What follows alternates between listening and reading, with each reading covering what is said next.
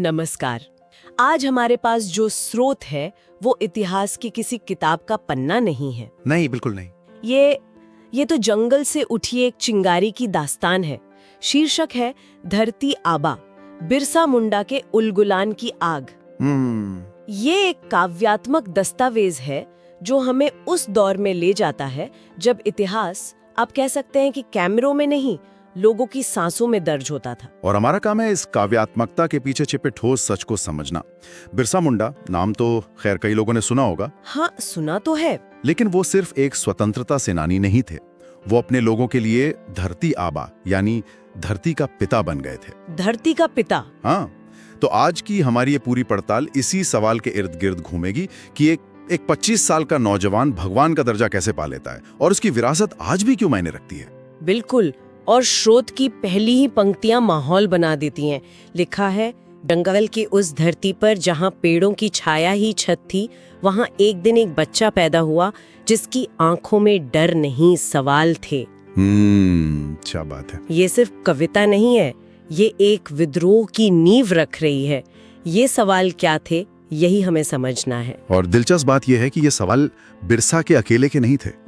ये पूरे आदिवासी समाज के सवाल थे जो उस वक्त एक बहुत ही अजीब और तकलीफदेह दौर से गुजर रहा था। अच्छा। स्रोत में इसके लिए एक शब्द इस्तेमाल हुआ है जो बहुत वजनदार है, दोहरी गुलामी। दोहरी गुलामी, ये सुनने में ही भारी लगता है। आमतौर पर हम गुलामी को अंग्रेजों से जोड़कर देखते हैं। हाँ बिल्कुल। तो ये दूसरा कौन था जिससे उन्हें लड़ना पड़ रहा था? देखिए, यही इस कहानी का सबसे जटिल पहलू है। एक तरफ तो ब्रिटिश हुकूमत थी ही, जिनके बनाए कानून जंगल को, जो आदिवासियों का घर था, उनसे छीन रहे थे। हाँ, वो तो थे ही। लेकिन अंग्रेज तो दूर, दिल्ली या कलकत्ता में बैठे थे।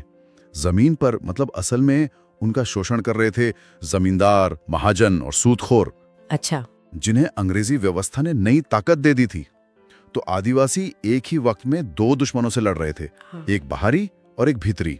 क्या स्रोत इस बारे में कुछ और बताता है कि ये गुलामी असल में दिखती कैसी थी? मतलब रोजमर्रा की जिंदगी पर इसका क्या असर था?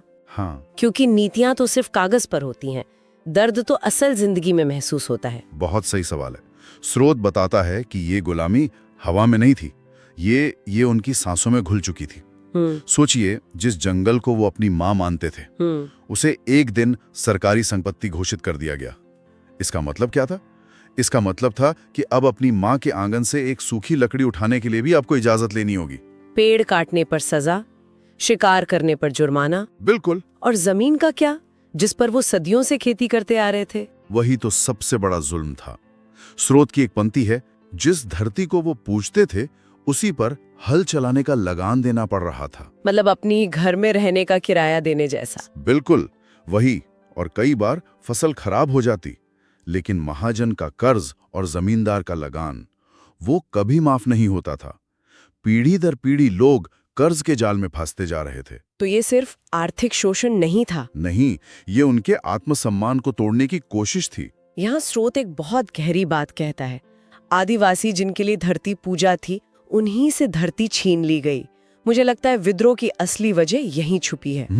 ये लड़ाई सिर्फ रोटी की नहीं थी, ये पहचान की लड़ाई बन चुकी थी। बिल्कुल। जब आपके अस्तित्व पर ही हमला हो जाए तो सवाल पूछने वाला वो बच्चा बड़ा होकर क्रांतिकारी बनेगा ही। और वही हुआ। हाँ, इसी माहौल में बिरसा मुंडा का उदय हुआ। स्रोत कहता है, वो पढ़ा लिखा क्रांतिकारी नहीं था, लेकिन उसने जीवन पढ़ा था। वाह, ये पंक्ति बहुत कुछ कहती है।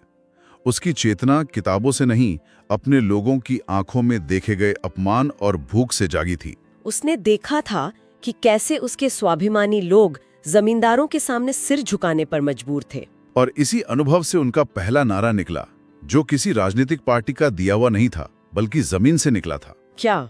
यह धरती हमारी है और कोई हमें यहां से नहीं हटा सकता। बहुत सीधी सरल लेकिन ताकतवर बात। और यहीं से कहानी में एक मनोवैज्ञानिक मोड़ आता है जो आज के दौर में समझना थोड़ा मुश्किल हो सकता है। स्रोत कहता है कि लोग बिरसा को सिर्फ एक नेता नहीं बल्कि भगवान मानने लगे थे। हाँ, भगवान मानने लगे थे, धरती आबा कहने लगे थे। यही बात मुझे हमेशा हैरान करती है। सिर्फ 25 साल की उम्र में कोई इतनी बड़ी चेतना का केंद्र कैसे बन सकता है? आज के दौर से देखें तो ये अविश्वसनीय लगता है। सही बात है। क्या स्रोत बताता है कि ऐसा क्यों हुआ? क्या उन्होंने कोई चमत्कार दिखाया था या ये सिर्फ एक अंधविश्वास था? ये बहुत महत्वपूर्ण सवाल है क्योंकि इसका जवाब बिरसा के आंदोलन का सार है। स्रोत साफ कहता है कि लोगों ने उन्हें भगवान किसी चमत्कार की वजह से नहीं माना, तो फिर क्यों? बल्कि इसलिए माना क्योंकि वो उन्हें डर से आजादी दे रहा था। डर से आजादी? हाँ, सदियों से जो समाज अपमान और चुप्पी में जी रहा था, जिसे ये यकीन दिला दिया गया था कि शोषण ही उनकी नियति है, बिरसा ने आकर उनकी आंखों में आंखें डालकर कहा, ये तुम्हारी किस्मत नहीं, ये अन्याय है। मतलब उन्होंने लोगों को सिर्फ लड़ना नहीं सिखाया, पहले ये एहसास दिलाया कि वो गुलाम नहीं है। बिल्कुल, उन्होंने लोगों की चेतना को झकझोर दिया। उन्होंने कहा कि तुम्हारे जंगल, तुम्हारी जमीन पर तुम्हारा हक है। अंग्रेजों और जमींदारों के कानून झूठे हैं। असली कानून धरती माँ का है। हाँ, असली कानून धरती माँ का है। ये विचार उस वक्त के लिए एक परमाणु बम जैसा था। इसने लोगों के अंदर से वो डर निकाल दिया जो अंग्रेजों का सबसे बड़ा हथियार था। सही बात है, एक निडर इंसान से ज्यादा खतरनाक कोई नहीं होता। कोई नहीं होता। तो बिरसा ने लोगों को उनकी पहचान का एहसास दिलाया, उन्हें डर से आजादी दी। इस नई चेतना का नतीजा क्या हुआ? जाहिर है टकराव हुआ होगा। हाँ, और यहीं से उलगुलान यानी महान विद्रोह की शुरुआत होती है। हाँ, और स्रोत उलगुलान को बहुत अलग तरीके से पेश करता है। एक पंक्ति है जो इस पूरे विद्रोह का सार है। क्या? ये विद्रोह तलवारों से नहीं, आत्मसम्मान से शुरू हुआ। ये सुनने में बहुत काव्यात्मक और शक्तिशाली लगता है, लेकिन क्या असल में ऐसा हो सकता है? क्या सिर्फ आत्मसम्मान से एक सशस्त्र साम्राज्य का मुकाबला किया जा सकता था? अंग्रेजों के पास बंदूकें थीं, एक संगठित सेना थी। क्या ये एक हारी हुई लड़ाई में लोगों को झोंकने जैसा नहीं था? आपका संदेह जायज है, और ये विद्रोह सिर्फ आत्मसम्मान के भरोसे नहीं था, लेकिन उसकी नींव आत्मसम्मान ही थी। अच्छा। बिरसा की रणनीति दो स्तरीय थी। पहला और सबसे महत्वपूर्ण स्तर था वैचारिक। उन्होंने ब्रिटिश सत्ता की वैधता को ही नकार दिया। मतलब? उनका नारा था, हम अंग्रेजों के कानून नहीं मानते, हम धरती माँ के कानून मानते हैं। ये किसी भी साम्राज्य के लिए सबसे बड़ा खतरा होता है। हाँ, ये कहना कि आपकी अदालतें, आपकी पुलिस, आपकी सरकार हमारे लिए कोई मायने नहीं रखते, ये सीधे उनकी नींव पर हमला था। और दूसरा स्तर क्या था? दूसरा स्तर था जमीनी कार्रवाई। उन्होंने लोगों को संगठित किया। पारंपरिक हथियारों, तीर कमान, भालों से लैस होकर उन्होंने जमींदारों, महाजनों और पुलिस चौकियों पर हमले किए। ये एक गुरिल्ला युद्ध था। लेकिन ये सिर्फ हिंसा नहीं थी। नहीं, ये हिंसा भी उनके वैचारिक विद्रोह का ही एक हिस्सा थी। वो सिर्फ जमीन वापस नहीं लेना चाहते थे, वो अबुआ दिशुम अबुआ राज, यानी हमारा देश हमारा राज स्थापित करना चाहते थे। तो इसका असर क्या हुआ? क्या अंग्रेजी हुकूमत हिल गई थी? हिल गई थी ये कहना शायद कम होगा। 1899-1900 के दौरान छोटा नागपुर का पूरा इलाका उनके हाथ से लगभग फिसल गया था। सच में? हाँ, जमींदार डरकर शहरों की तरफ भागने लगे हैं। अंग्रेज अफसरों को समझ नहीं आ रहा था कि इससे कैसे निपटा जाए। स्रोत के शब्दों में, अंग्रेजों ने पहली बार महसूस किया कि ये लड़ाई किसी राजा की नहीं, ये लड़ाई धरती की है। वाह, आप किसी राजा से संधि कर सकते हैं, उसे हरा सकते हैं, लेकिन आप पूरी धरती से कैसे लड़ेंगे? हर पेड़, हर पत्थर उनका दुश्मन बन गया था। बिल्कुल, लेकिन इतिहास गवाह है कि ऐसी लड़ाइयों का अंत अक्सर दुखद होता है। साम्राज्य अपनी पूरी ताकत से पलटवार करता है। और वही हुआ। अंग्रेजी हुकूमत ने अपनी पूरी सैन्य ताकत बिरसा को पकड़ने में लगा दी। धोखे से कुछ लोगों की मुखबिरी के बाद उन्हें पकड़ लिया गया और उन्हें रांची जेल में डाल दिया गया। स्रोत यहाँ एक बहुत अहम बात पर जोर देता है, न कोई मुकदमा, न कोई सफाई। क्यों? ब्रिटिश तो कानून और व्यवस्था का दिखावा करने में माहिर थे। ये उनके डर का सबसे बड़ा सबूत है। वो जानते थे कि अगर बिरसा पर खुला मुकदमा चला तो वो एक नायक बन जाएंगे और उनके विचार जंगल की आग की तरह फैलेंगे। हाँ। अदालत में दिया गया उनका एक एक शब्द एक नारा बन जाता। इसलिए सबसे आसान रास्ता था उन्हें खामोश कर देना। और फिर 9 जून 1900 को सिर्फ 25 साल की उम्र में रांची जेल में उनकी मृत्यु हो गई। सरकारी रिकॉर्ड में लिखा गया, बिरसा बीमारी हैजा से मरा। हाँ, ये सरकार का सच था, लेकिन लोगों का एक अपना सच था। क्या? जैसा कि स्रोत कहता है, आदिवासी जानते थे बिरसा को बीमारी नहीं अन्याय ने मारा। ये 2 समानांतर सच आज भी जिंदा है। बिल्कुल।